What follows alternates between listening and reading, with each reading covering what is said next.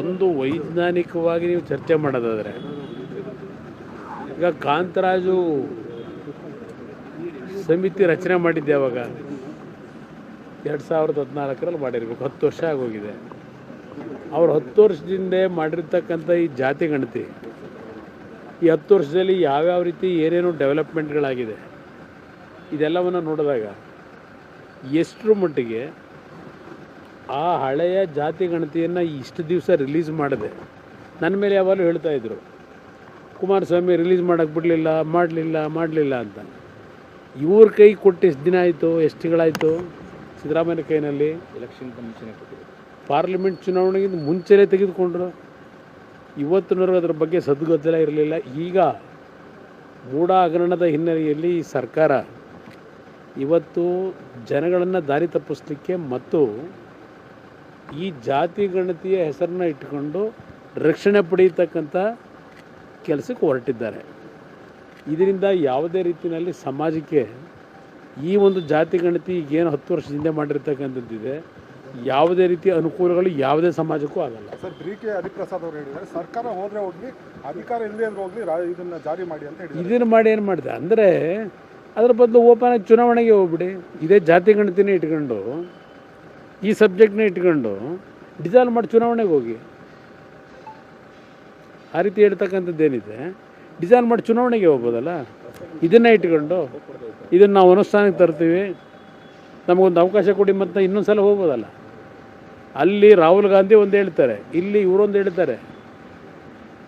ಇವರಲ್ಲಿ ಮಾಡಿರ್ತಕ್ಕಂಥ ಹಲವಾರು ತಪ್ಪುಗಳೇನಿದೆಯಲ್ಲ, ಆ ತಪ್ಪುಗಳನ್ನು ಮುಚ್ಕೊಳ್ಳಿಕ್ಕೆ ಮತ್ತು ರಾಜ್ಯದ ಅಭಿವೃದ್ಧಿ ಇಲ್ಲ, ಇದೆಲ್ಲವನ್ನು ಡೈವರ್ಟ್ ಮಾಡಲಿಕ್ಕೆ ಜನಗಳ ಇದರಿಂದ ನೆನಪಿನಿಂದ ಇದೆಲ್ಲ ಈ ಡ್ರಾಮಾಗಳು ಪ್ರಾರಂಭ ಮಾಡಿ ಮೂಢ ಕೇಸ್ನ ಮರೆಮಾಚೋದಕ್ಕೆ ಈಗ ಇದನ್ನು ತಂದಿದ್ದಾರೆ ಮುನ್ನೆಲೆ. ಅದಷ್ಟೇ, ಬೇರೆ ಇನ್ನೇನಿಲ್ಲ. ಇಷ್ಟು ದಿವಸ ಇಲ್ದಿದ್ದು ಈಗ ಯಾತಕ್ಕೆ ಮುನ್ನೆಲೆ ಥರ ಕೊಟ್ಟವ್ರೆ? ಸಿದ್ದರಾಮಯ್ಯ ನಡ್ಕೊಂಡಿದ್ದಾರೆ ಯಾರು?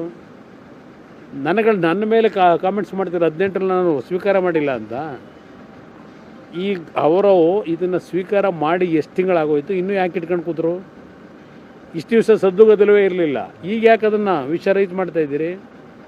ಅಂದರೆ ನೀವು ಮಾಡಿರೋ ತಪ್ಪುಗಳನ್ನು ಮುಚ್ಕೊಳ್ಳಿಕ್ಕೆ ಈ ರೀತಿಯ ಈ ವಿಷಯಗಳನ್ನು ಮುಂದೆ ಬಿಟ್ಕೊಂಡು ಹೊರಟಿದ್ದೀರಿ. ಒಂದು ವೈಜ್ಞಾನಿಕವಾಗಿ ನೀವು ಚರ್ಚೆ ಮಾಡೋದಾದರೆ ಈಗ ಕಾಂತರಾಜು ಸಮಿತಿ ರಚನೆ ಮಾಡಿದ್ದೆ ಅವಾಗ 2014ರಲ್ಲಿ ಮಾಡಿರಬೇಕು, 10 ವರ್ಷ ಆಗೋಗಿದೆ. ಅವರು 10 ವರ್ಷದಿಂದ ಮಾಡಿರ್ತಕ್ಕಂಥ ಈ ಜಾತಿ ಗಣತಿ, ಈ 10 ವರ್ಷದಲ್ಲಿ ಯಾವ್ಯಾವ ರೀತಿ ಏನೇನು ಡೆವಲಪ್ಮೆಂಟ್ಗಳಾಗಿದೆ ಇದೆಲ್ಲವನ್ನು ನೋಡಿದಾಗ ಎಷ್ಟರ ಮಟ್ಟಿಗೆ ಆ ಹಳೆಯ ಜಾತಿ ಗಣತಿಯನ್ನು ಇಷ್ಟು ದಿವಸ ರಿಲೀಸ್ ಮಾಡಿದೆ. ನನ್ನ ಮೇಲೆ ಯಾವಾಗಲೂ ಹೇಳ್ತಾಯಿದ್ರು, ಕುಮಾರಸ್ವಾಮಿ ರಿಲೀಸ್ ಮಾಡೋಕ್ಕೆ ಮಾಡಲಿಲ್ಲ ಅಂತ. ಇವ್ರ ಕೈ ಕೊಟ್ಟು ಎಷ್ಟು ದಿನ ಆಯಿತು, ಎಷ್ಟು ತಿಂಗಳಾಯಿತು? ಸಿದ್ದರಾಮಯ್ಯ ಕೈನಲ್ಲಿ ಎಲೆಕ್ಷನ್ಗೆ ಮುಂಚೆನೇ ಕೊಟ್ಟಿದ್ರು, ಪಾರ್ಲಿಮೆಂಟ್ ಚುನಾವಣೆಗಿಂತ ಮುಂಚೆನೇ ತೆಗೆದುಕೊಂಡ್ರು. ಇವತ್ತಿನವರೆಗೂ ಅದರ ಬಗ್ಗೆ ಸದ್ಗೊತ್ತಲ ಇರಲಿಲ್ಲ. ಈಗ ಮೂಢ ಹಗರಣದ ಹಿನ್ನೆಲೆಯಲ್ಲಿ ಈ ಸರ್ಕಾರ ಇವತ್ತು ಜನಗಳನ್ನು ದಾರಿ ತಪ್ಪಿಸಲಿಕ್ಕೆ ಮತ್ತು ಈ ಜಾತಿ ಗಣತಿಯ ಹೆಸರನ್ನ ಇಟ್ಟುಕೊಂಡು ರಕ್ಷಣೆ ಪಡೆಯತಕ್ಕಂಥ ಕೆಲಸಕ್ಕೆ ಹೊರಟಿದ್ದಾರೆ. ಇದರಿಂದ ಯಾವುದೇ ರೀತಿಯಲ್ಲಿ ಸಮಾಜಕ್ಕೆ ಈ ಒಂದು ಜಾತಿ ಗಣತಿ ಈಗೇನು 10 ವರ್ಷದಿಂದ ಮಾಡಿರ್ತಕ್ಕಂಥದ್ದಿದೆ, ಯಾವುದೇ ರೀತಿಯ ಅನುಕೂಲಗಳು ಯಾವುದೇ ಸಮಾಜಕ್ಕೂ ಆಗಲ್ಲ. ಸರ್, BK ಹರಿಪ್ರಸಾದ್ ಅವರು ಹೇಳಿದ್ದಾರೆ, ಸರ್ಕಾರ ಹೋದರೆ ಹೋಗಲಿ, ಅಧಿಕಾರ ಇಲ್ಲದೆ ಅಂದ್ರೆ ಹೋಗಲಿ, ಇದನ್ನು ಜಾರಿ ಮಾಡಿ ಅಂತ ಹೇಳಿದ್ದಾರೆ. ಇದನ್ನು ಮಾಡಿ ಏನು ಮಾಡಿದೆ ಅಂದರೆ ಅದರ ಬದಲು ಓಪನ್ ಆಗಿ ಚುನಾವಣೆಗೆ ಹೋಗ್ಬಿಡಿ. ಇದೇ ಜಾತಿ ಗಣತಿನೇ ಇಟ್ಕೊಂಡು, ಈ ಸಬ್ಜೆಕ್ಟ್ನೇ ಇಟ್ಕೊಂಡು ಡಿಸಾಲ್ವ್ ಮಾಡಿ ಚುನಾವಣೆಗೆ ಹೋಗಿ. ಆ ರೀತಿ ಹೇಳ್ತಕ್ಕಂಥದ್ದೇನಿದೆ, ಡಿಸಾಲ್ವ್ ಮಾಡಿ ಚುನಾವಣೆಗೆ ಹೋಗ್ಬೋದಲ್ಲ. ಇದನ್ನೇ ಇಟ್ಕೊಂಡು ಇದನ್ನು ನಾವು ಅನುಷ್ಠಾನಕ್ಕೆ ತರ್ತೀವಿ, ನಮಗೊಂದು ಅವಕಾಶ ಕೊಡಿ ಮತ್ತು ಇನ್ನೊಂದು ಸಲ ಹೋಗ್ಬೋದಲ್ಲ. ಅಲ್ಲಿ ರಾಹುಲ್ ಗಾಂಧಿ ಒಂದು ಹೇಳ್ತಾರೆ, ಇಲ್ಲಿ ಇವರೊಂದು ಹೇಳ್ತಾರೆ. ಇವರಲ್ಲಿ ಮಾಡಿರ್ತಕ್ಕಂಥ ಹಲವಾರು ತಪ್ಪುಗಳೇನಿದೆಯಲ್ಲ, ಆ ತಪ್ಪುಗಳನ್ನು ಮುಚ್ಕೊಳ್ಳಿಕ್ಕೆ ಮತ್ತು ರಾಜ್ಯದ ಅಭಿವೃದ್ಧಿ ಇಲ್ಲ, ಇದೆಲ್ಲವನ್ನು ಡೈವರ್ಟ್ ಮಾಡಲಿಕ್ಕೆ ಜನಗಳ ಇದರಿಂದ ನೆನಪಿನಿಂದ ಇದೆಲ್ಲ ಈ ಡ್ರಾಮಾಗಳು ಪ್ರಾರಂಭ ಮಾಡಿ ಮೂಢ ಕೇಸ್ನ ಮರೆಮಾಚೋದಕ್ಕೆ ಈಗ ಇದನ್ನು ತಂದಿದ್ದಾರೆ ಮುನ್ನೆಲೆ. ಅದಷ್ಟೇ, ಬೇರೆ ಇನ್ನೇನಿಲ್ಲ. ಇಷ್ಟು ದಿವಸ ಇಲ್ದಿದ್ದು ಈಗ ಯಾತಕ್ಕೆ ಮುನ್ನೆಲೆ ಥರ ಕೊಟ್ಟವ್ರೆ? ಸಿದ್ದರಾಮಯ್ಯ ನಡ್ಕೊಂಡಿದ್ದಾರೆ ಯಾರು? ನನ್ನ ಮೇಲೆ ಕಾಮೆಂಟ್ಸ್ ಮಾಡ್ತಾರೆ 18ರಲ್ಲಿ ನಾನು ಸ್ವೀಕಾರ ಮಾಡಿಲ್ಲ ಅಂತ. ಈಗ ಅವರು ಇದನ್ನು ಸ್ವೀಕಾರ ಮಾಡಿ ಎಷ್ಟು ತಿಂಗಳಾಗೋಯ್ತು, ಇನ್ನೂ ಯಾಕೆ ಇಟ್ಕೊಂಡು ಕೂತರು? ಇಷ್ಟು ದಿವಸ ಸದ್ದುಗದಲವೇ ಇರಲಿಲ್ಲ. ಈಗ ಯಾಕೆ ಅದನ್ನು ವಿಷರಹಿತ ಮಾಡ್ತಾ ಇದ್ದೀರಿ? ಅಂದರೆ ನೀವು ಮಾಡಿರೋ ತಪ್ಪುಗಳನ್ನು ಮುಚ್ಕೊಳ್ಳಿಕ್ಕೆ ಈ ರೀತಿಯ ಈ ವಿಷಯಗಳನ್ನು ಮುಂದೆ ಬಿಟ್ಕೊಂಡು ಹೊರಟಿದ್ದೀರಿ. ಒಂದು ವೈಜ್ಞಾನಿಕವಾಗಿ ನೀವು ಚರ್ಚೆ ಮಾಡೋದಾದರೆ, ಈಗ ಕಾಂತರಾಜು ಸಮಿತಿ ರಚನೆ ಮಾಡಿದ್ದೆ ಯಾವಾಗ? 2014ರಲ್ಲಿ ಮಾಡಿರ್ಬೇಕು. 10 ವರ್ಷ ಆಗೋಗಿದೆ. ಅವ್ರು 10 ವರ್ಷದಿಂದ ಮಾಡಿರ್ತಕ್ಕಂಥ ಈ ಜಾತಿ ಗಣತಿ, ಈ 10 ವರ್ಷದಲ್ಲಿ ಯಾವ್ಯಾವ ರೀತಿ ಏನೇನು ಡೆವಲಪ್ಮೆಂಟ್ಗಳಾಗಿದೆ ಇದೆಲ್ಲವನ್ನು ನೋಡಿದಾಗ ಎಷ್ಟರ ಮಟ್ಟಿಗೆ ಆ ಹಳೆಯ ಜಾತಿ ಗಣತಿಯನ್ನು ಇಷ್ಟು ದಿವಸ ರಿಲೀಸ್ ಮಾಡಿದೆ. ನನ್ನ ಮೇಲೆ ಯಾವಾಗಲೂ ಹೇಳ್ತಾಯಿದ್ರು, ಕುಮಾರಸ್ವಾಮಿ ರಿಲೀಸ್ ಮಾಡೋಕ್ಕೆ ಮಾಡಲಿಲ್ಲ ಅಂತ. ಇವ್ರ ಕೈ ಕೊಟ್ಟು ಎಷ್ಟು ದಿನ ಆಯಿತು, ಎಷ್ಟು ತಿಂಗಳಾಯಿತು? ಸಿದ್ದರಾಮಯ್ಯನ ಕೈನಲ್ಲಿ ಎಲೆಕ್ಷನ್ ಕಮಿಷನ್ ಕೊಟ್ಟಿದ್ರು. ಪಾರ್ಲಿಮೆಂಟ್ ಚುನಾವಣೆಗಿಂತ ಮುಂಚೆನೇ ತೆಗೆದುಕೊಂಡ್ರು. ಇವತ್ತಿನವರೆಗೂ ಅದರ ಬಗ್ಗೆ ಸದ್ಗದ್ದಲ ಇರಲಿಲ್ಲ. ಈಗ ಮೂಢ ಹಗರಣದ ಹಿನ್ನೆಲೆಯಲ್ಲಿ ಈ ಸರ್ಕಾರ ಇವತ್ತು ಜನಗಳನ್ನು ದಾರಿ ತಪ್ಪಿಸಲಿಕ್ಕೆ ಮತ್ತು ಈ ಜಾತಿ ಗಣತಿಯ ಹೆಸರನ್ನ ಇಟ್ಟುಕೊಂಡು ರಕ್ಷಣೆ ಪಡೆಯತಕ್ಕಂಥ ಕೆಲಸಕ್ಕೆ ಹೊರಟಿದ್ದಾರೆ. ಇದರಿಂದ ಯಾವುದೇ ರೀತಿಯಲ್ಲಿ ಸಮಾಜಕ್ಕೆ ಈ ಒಂದು ಜಾತಿ ಗಣತಿ ಈಗೇನು 10 ವರ್ಷದಿಂದ ಮಾಡಿರ್ತಕ್ಕಂಥದ್ದಿದೆ, ಯಾವುದೇ ರೀತಿಯ ಅನುಕೂಲಗಳು ಯಾವುದೇ ಸಮಾಜಕ್ಕೂ ಆಗಲ್ಲ. ಸರ್, ಕೆ ಹರಿಪ್ರಸಾದ್ ಅವರು ಹೇಳಿದ್ದಾರೆ, ಸರ್ಕಾರ ಹೋದರೆ ಹೋಗಲಿ, ಅಧಿಕಾರ ಇಲ್ಲದೇ ಇದ್ರೂ ಹೋಗಲಿ, ಇದನ್ನು ಜಾರಿ ಮಾಡಿ ಅಂತ ಹೇಳಿದ್ದಾರೆ. ಇದನ್ನು ಮಾಡಿ ಏನು ಮಾಡಿದೆ ಅಂದರೆ, ಅದರ ಬದಲು ಓಪನ್ ಚುನಾವಣೆಗೆ ಹೋಗ್ಬಿಡಿ. ಇದೇ ಜಾತಿ ಗಣತಿನೇ ಇಟ್ಕೊಂಡು, ಈ ಸಬ್ಜೆಕ್ಟ್ನೇ ಇಟ್ಕೊಂಡು ಡಿಸಾಲ್ವ್ ಮಾಡಿ ಚುನಾವಣೆಗೆ ಹೋಗಿ. ಆ ರೀತಿ ಹೇಳ್ತಕ್ಕಂಥದ್ದೇನಿದೆ, ಡಿಸಾಲ್ವ್ ಮಾಡಿ ಚುನಾವಣೆಗೆ ಹೋಗ್ಬೋದಲ್ಲ.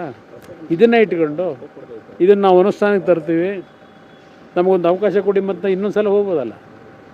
ಅಲ್ಲಿ ರಾಹುಲ್ ಗಾಂಧಿ ಒಂದು ಹೇಳ್ತಾರೆ, ಇಲ್ಲಿ ಇವರೊಂದು ಹೇಳ್ತಾರೆ.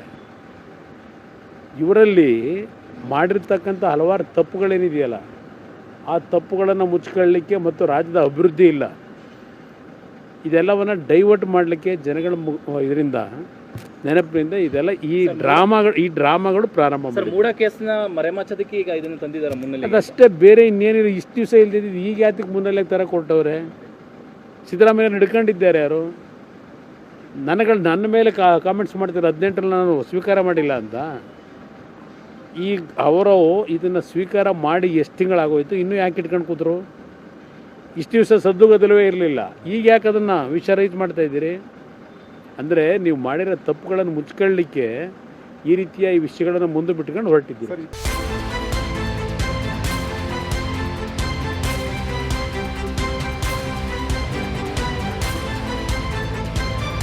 ಅಕ್ರಮ ನಿರ್ಲಕ್ಷ್ಯವಾದ್ರೆ ರಾಜಿಯೇ ಇಲ್ಲ.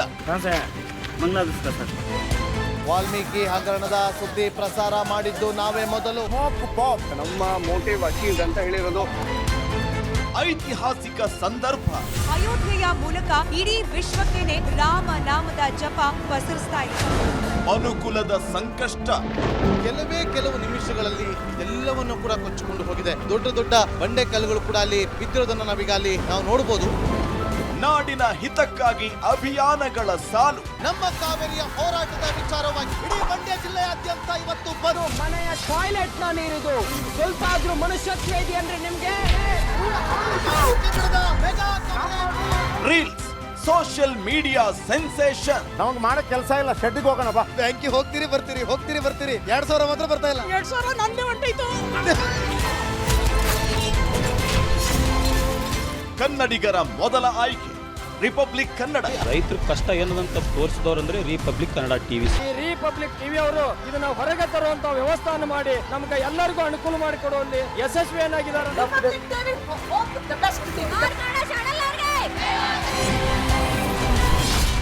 ರಿಪಬ್ಲಿಕ್ ಕನ್ನಡ, ಇದು ನಿಮ್ಮ ಧ್ವನಿ.